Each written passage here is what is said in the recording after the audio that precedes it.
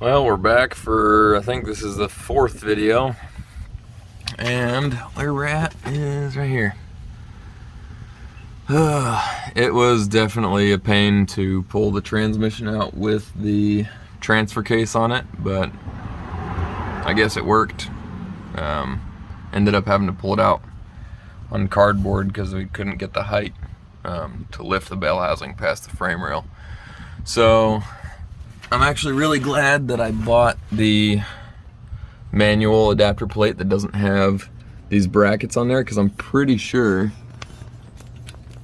as you can see, there's no freeze plug, the large freeze plug for the coolant bypass. I'm pretty sure it's actually right behind this bracket. So if I hadn't done that and gotten a different adapter plate, then I might not have been able to actually mount that.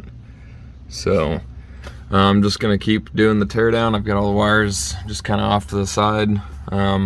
This isn't really the interesting part that everyone wants to see with the swap. They're probably just, I assume everyone's just wondering about the wiring and where to cut the hole and does everything work.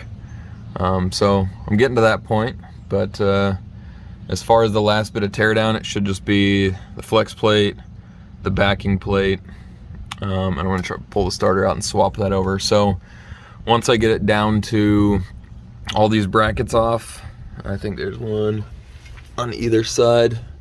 Yeah, there's another cast one here and another cast one that goes all the way down the side of the block. So once I get all that stripped off, we'll come back and I'll see if I was correct about the freeze plug, and then I will measure up the thicknesses of the adapter plates and try to measure them across to see if the internet was right or wrong about these being different thicknesses. So I'm gonna get that done real quick and we'll keep going. Alrighty then, so part of me is kind of glad I actually didn't get a new rear main, because this thing is, I mean, it looks pretty pristine. This oil right here is just what came out of the cam area there when I pulled that O-ring off of there. So the old one was actually stuck to the block, and it's almost smooth, so I don't know how much, if that would have lasted much longer or not. But yeah, so I was correct about this bracket. It did completely cover up this large freeze plug, and to do the fleece coolant bypass, you basically just hit it on this side, it'll rotate, and then it goes in, I believe, this hole and this hole, and it bolts in there. So I'm gonna have to drain some coolant out and then pop this out, get that mounted up, and once that's done, I will get out and do the measurements to see the differences between the two adapter plates, and then we'll just keep trucking until I can get I'd like to at least today get the backing plate on, the starter back engaged, and then the rear section of this coolant bypass completed. So I'm gonna keep working until I get to that point. Alright, so I've got the old plate and the new plate, and I've just been doing some initial measurements, and they are certainly a little bit different, like people were saying. So if I go right here next to this dowel pin and measure that out, that is 66 what is that, millimeters? Yeah, so yeah, 66 millimeters. I don't know, that's just the easiest thing to read. I don't really know metric conversions. Then I go right here, and you can see that that is only 58. Yeah, 58. So that's not really that big a difference. The big difference that I'm wondering about is right here in the starter boss. So that's going to dictate basically where the Bendix drive sits in relation to the back of the block, and then where it sits in relation to the bell housing as well. So I did find that right here, that is 61, looks like, and this one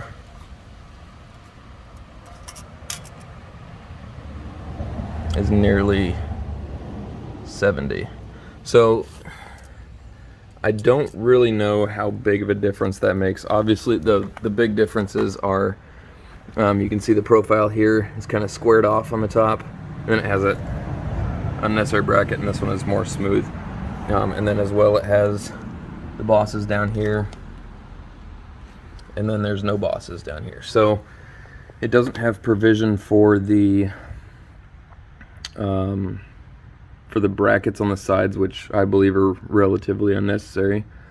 And obviously I can't run that one no matter what, because it blocks the coolant bypass. But there is a difference in the depth, and so what I'm wondering, there are people out there that say, oh, I just used this one, the automatic one, with a manual transmission, but the tolerances in there are such that even if you put a dual disc clutch in there, they want you to take out this little what is it, like a 1/16 of an inch, 1/8 inch washer. So if the tolerances dictate that you got to take a little washer out, then how is it that you can get the correct spacing from the block to the edge of the crank, or block to the face of the bell housing, any of those things, and you're not worried about 10 millimeters of distance? So I'm wondering if using this would either change your Bendix drive engagement, your starter engagement into the flywheel, or would it change how far backwards or forwards the bell housing sits, which would give you a different input shaft clutch disc engagement, like depth? Or would it change how far the pilot shaft there goes into the pilot bearing on the flywheel? There's just so many things that I can't really measure, but I do know that there is almost a 10 mil difference in the thickness here. So it may just be in these areas, but even up top here, let's measure that. And that is, looks like 66, give or take. And this one, I mean, just right there you can see it's much thinner. And that is, yeah, 61. So there's like a 5 mil difference here, a 10 mil difference there. Like, I'm not entirely sure how that translates to, I mean, you can see right here, this distance that I'm measuring is from the block to the bell housing. So if you mount this one or a G56 on this one, it's going to push the transmission back, which would either change, like I said, the input shaft engagement or things like that. I just didn't want to take the chance on that. I figure if I'm going to do it, I'm going to do it right. So yeah, I take you under here. I took some steel wool and WD-40 to the back of the block, and got the, right here, got the fleece coolant bypass in there, cleaned everything up real good. That rear main seal is giving me no issue. I'm just gonna go ahead and leave it. And actually my cooling system seemed like it was pretty clean.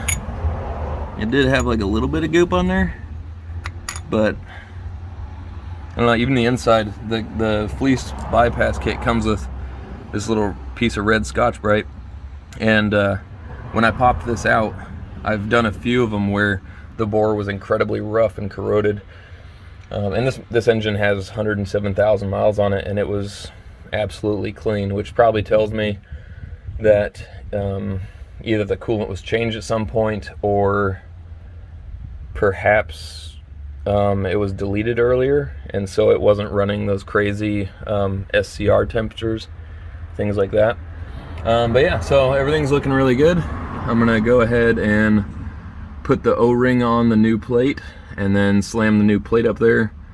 I've got to Google box the torque specs on that, and then I can put the starter back in and then put the clutch in. But I've got the fleece bypass all tightened up. I got to do the top side stuff with the I got to put these little billet brackets on there to hold it to the head, and then I've got to put this spacer on there and actually attach all that. But I'm not gonna worry about that right now because it looks like it's about to start raining. So I'm just gonna get the plate on there to seal up the cam path there, and then I'll probably just leave it here for tonight. But yeah, good progress. We're starting to get into the actual part that people want to see.